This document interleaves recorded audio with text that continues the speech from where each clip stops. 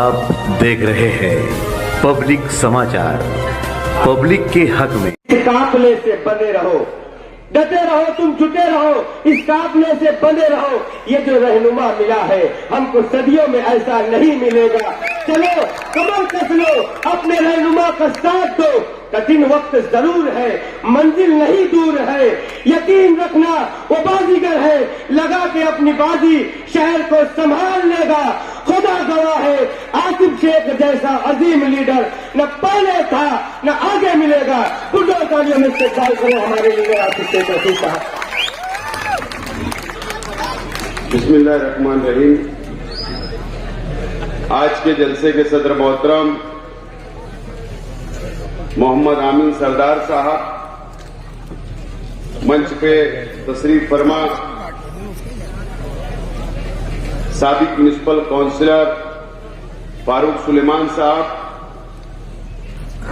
मेरे सरपरस्त हाजी अब्दुल मजीद साहब बखारवाला साहब, मंच पे तशरीफ फरमा मालिक शेख करने वाले साहब, मंच पे तशरीफ फरमा पार्टी के तमाम जिम्मेदारान और मेरे सामने तशरीफ फरमा तमाम बुजुर्ग हजरात, नौजवान साथी, दोस्तों और साथियों, इकबाल भाई दूधवाला साहब, सोहेल डलरिया साहब, दोस्तों और साथियों, वक्त 15 मिनट मुझको मिला है। कोशिश करूंगा 15 मिनट में मेरी बात रखने की। दोस्तों और साथियों, और जहां तक मेरी आवाज जा रही है ऐसी मेरी मां और बहनें,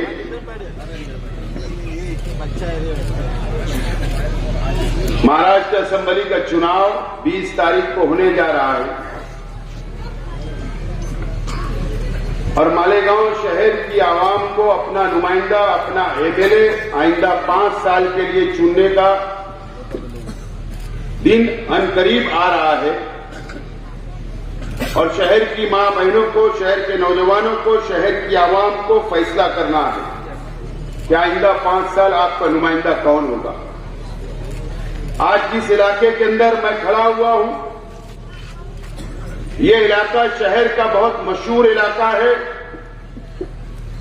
इस इलाके से हाफिज मोहम्मद याकूब अशरफी साहब का ये इलाका, मौलाना मोहम्मद हनीफ मिल्ली साहब का इलाका, मौलाना अब्दुल अहद अजहरी साहब का इलाका, हाजी मौलाना हुसैन अहमद मिल्ली साहब का इलाका और हमारे लीडर, हमारे रहनुमा मरूम हाजी सब्बीर सेठ, ये इनका अपना इलाका है। और हमारे मुखालफिन ने स्टेज लगाया और झूठ का मॉल खोला और इस इलाके की आवाम को और हमारी मां बहनों को गुमराह करने का काम किया, झूठ बोलने का काम किया। लेकिन आज हमारा स्टेज के ऊपर जितनी भी तकरीरें हुई, अल्लाह का एहसान है कि सब लोगों ने सच बोला और इंशाअल्लाह मैं भी सच ही बोलूंगा। दोस्तों और साथियों, ये हमारा शहर पावरलूम शहर है। हमारी अपनी सनत आज से 70 साल पहले इस चूना भट्टी के ऊपर सिर्फ 5 लूम चला करते थे और उससे पहले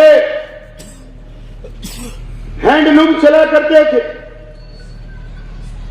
यह इलाका बुनकर भाइयों का है। यह हमारा मालेगांव शहर पावरलूम सनत से हमारे हजारों नहीं लाखों लोग रोजगार से जुड़े हुए हैं और ना आप लोगों को शेख आसिफ आपको रोटी देता है, ना खाना खिलाता है और ना मुफ्ती इस्माइल साहब और ना दूसरे उम्मीदवार आपको खाना खिलाएंगे। ये बात आप समझ लो। यह हमारा अपना शहर मस्जिद और मीनारों का शहर है, मुसलमानों का शहर। और ये शहर को 20 तारीख को जो फैसला लेना है बहुत सोच समझ कर आप लोगों को फैसला लेना है। हमारे शहर के एमएलए साहब का चर्चा इन इलाकों के अंदर बहुत होता है, घर घर के अंदर चर्चा है। कुछ लोग चौराहे के ऊपर सिर्फ बात नहीं करते हैं, लेकिन अकेले के अंदर मेरी मां बहनें भी बात करती है, बात मुझे पता है। मैं क्या बोलना चाह रहा हूं आप समझ लो। बहुत चर्चा होता है, जहां मोहम्मदाबाद का चर्चा होता है वहां पर और बहुत सारे इलाके का भी चर्चा शहर में हो रहा है। लेकिन एमएलए साहब, मैं वो बात नहीं करूंगा, आप पर इज्जत उछालूंगा नहीं, आपकी इज्जत ही करूंगा। सिर्फ मैं आपको इशारा दे रहा था कि चिट्ठी मेरे पास भी आ सकती थी। चिट्ठी इस चुना भट्टी से बेलबाग से मुझको भी आ सकती थी, और वो चिट्ठी के सारे मैं भी तकरीर कर सकता था, लेकिन तुम्हारी इज्जत ना चली जाए इसके लिए मैं कुछ नहीं बोल रहा। ये मेरी तहजीब नहीं है। लेकिन आज मैं इस इलाके की आवाम से, मालेगांव शहर की आवाम से, इस शहर के हमारे बुनकर भाइयों से मैं सवाल करना चाहता हूं कि आप आज के एमएलए साहब से पूछिए कि 1,17,000 वोट शहर की आवाम ने आपको दिया था, आपने पावर लूम के लिए क्या किया, सनत के लिए क्या किया, क्या बेनिफिट दिलवाया, क्या फायदा आपने दिलवाया। एमएलए साहब से आप सवाल जरूर करना, और एमएलए साहब आप जवाब दो। 10 दिन प्रचार के लिए बचा हुआ है, आप जवाब दो आपने क्या किया। एमएलए साहब आप ये बताइए, यह मस्जिद और मीनारों का शहर है, अगर आप पर कोई थोड़ी सी तनकीद कर देता तो आपके भक्त लोग बोलते आलिम है, कुछ मत बोलो, बदनामी हो जाएगी। अच्छी बात है, बदनामी नहीं होना चाहिए। मुफ्ती इस्माइल साहब आप ये तो बता दो कि ये जूनी मस्जिद के पास तुम एक खंबा लगाकर एक लाइट आपने लगाया क्या?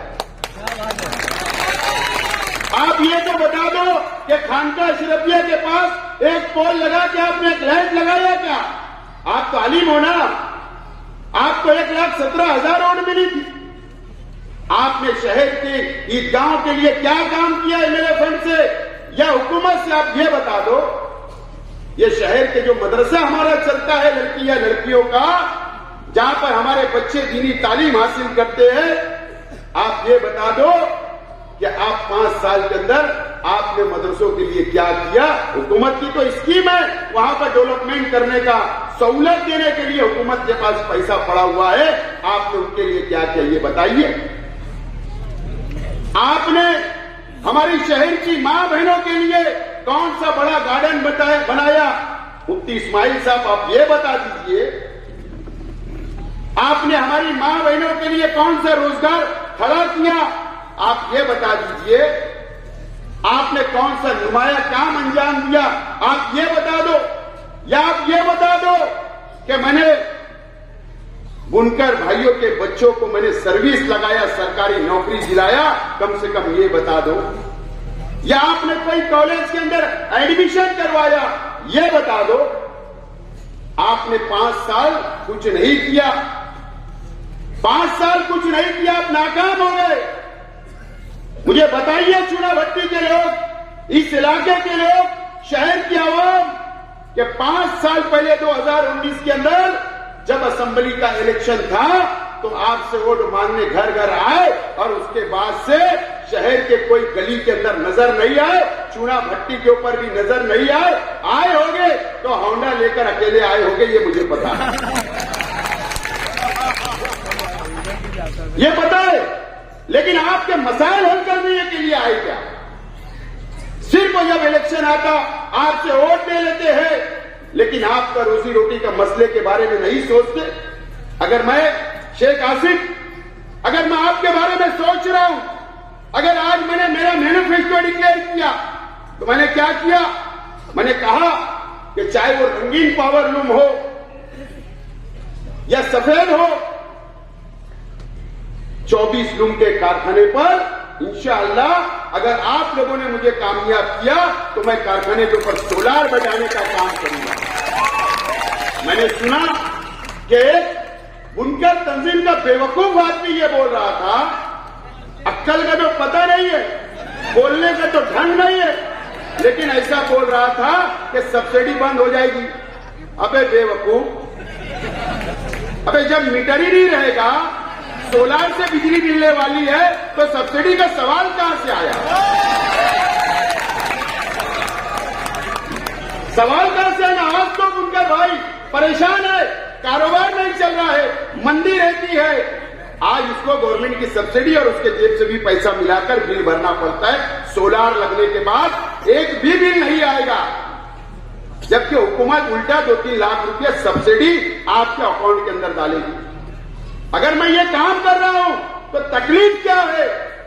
अगर मैंने मस्जिद के ऊपर सोलार लगाया हूं, 110 मस्जिद और मदरसे पर सोलार लगाया, तो बहुत तकलीफ हो रही। एमएलए साहब को तो ये बोलना था कि शेख आसिम ने 110, मैं 1010 लगाऊंगा, ये बोलना चाहिए था।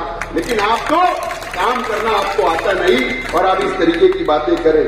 कल मुझे उम्मीद थी एमएलए साहब से, 2 दिन पहले जब जलसा लेकर गए, मुझे उम्मीद थी कि मैंने कहा था सर्वे नंबर 57 पे कि एमएलए साहब आप बहुत फिरका परस्ती की बातें करते हो, मुझ पर इल्जाम लगाते हो ना। मैं आज बोलता हूं कि शहर की आवाम और 115 मतदार संघ के आवाम, वहां के मुसलमानों से अपील करता हूं कि दादा भूसे के खिलाफ वोट देकर दादा भूसे को हरा दो। चलो मैंने तो बोल दिया, ऐलान कर दिया, आप कब बोलोगे कि दादा भूसे को हरा दो? कब बोलोगे? आप नहीं बोलोगे, मुझे पता है, क्योंकि दादा भूसे के पास से ही वाया फंड आने वाला इलेक्शन लड़ने की, थाने से वाया इधर ही आने वाला है। आपकी मिली जोड़ आपने लड़ा।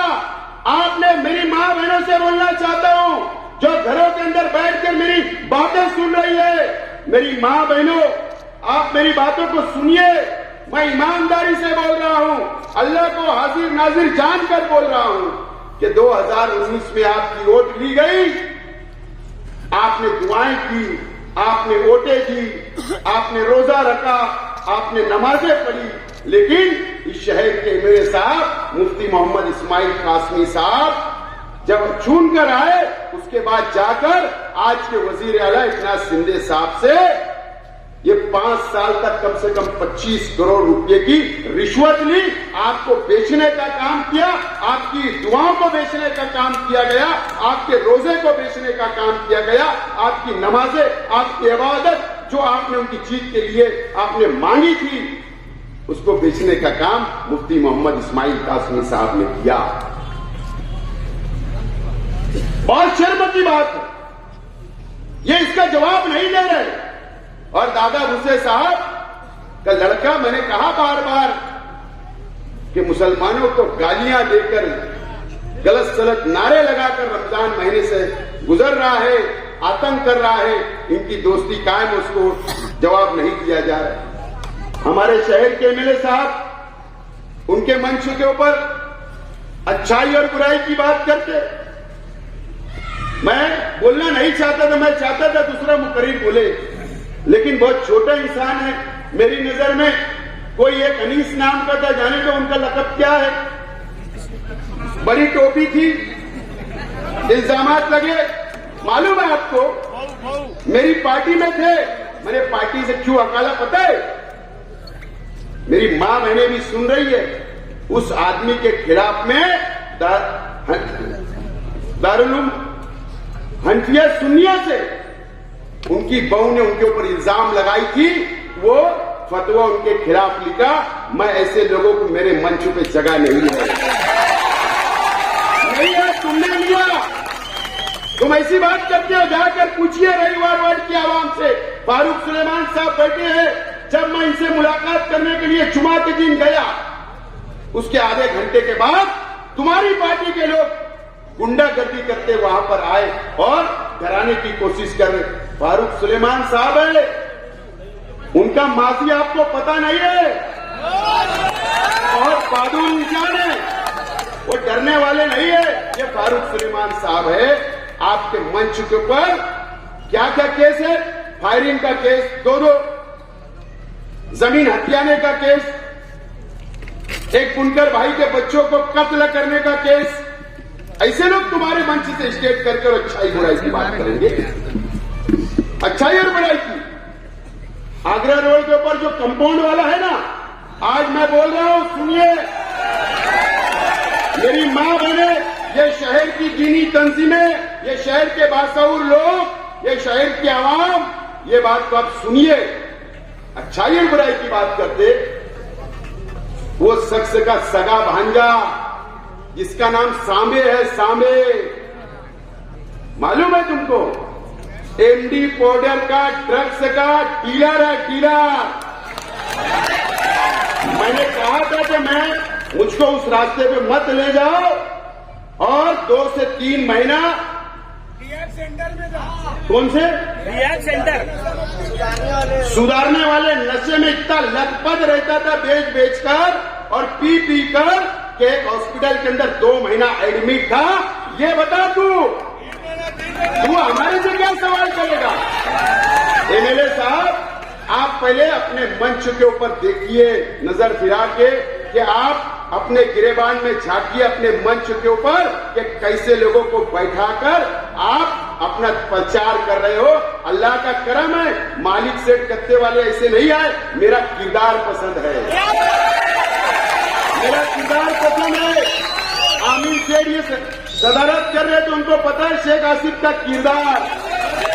फारूक सुलेमान, मजीद हाजी साहब, आज उनको मेरा किरदार पता है। और अल्लाह का करम है, मालेगांव शहर के उलमा को भी, दीनी तंजीमों को भी, और शहर के मुसलमानों को भी शेख आसिफ का किरदार पता है। अगर मेरे किरदार के ऊपर आज तक तुम बोल नहीं पाए, मेरे पर आप उस पर इल्जाम नहीं लगा पाए, बात समझ लो। शेख आसिफ के लोग ऐसे, शेख आसिफ के लोग वैसे, इतना ही बोल पाए तुम। तो मैं आप लोगों से बोलना चाहता हूं कि अच्छाई बुराई का इलेक्शन नहीं है। शेख आसिफ आपको खाना नहीं देगा, मुफ्ती साहब नहीं देंगे। अपने बच्चों का मुस्तकबिल, हमारी सनत का मुस्तकबिल, हमारे मस्जिद और मीनारों का, शहर का मुस्तकबिल दीजिए मुझे मौका। मैं तैयार हूं आपकी खिदमत करने, मैं तैयार हूं। मेरे पास कोई भेदभाव नहीं, मेरे पास कोई बिरादरीवाद नहीं, मेरे पास कोई मसलकवाद नहीं, मेरे पास कोई गरीब और अमीर नहीं, कोई बुनकर और मजदूर नहीं।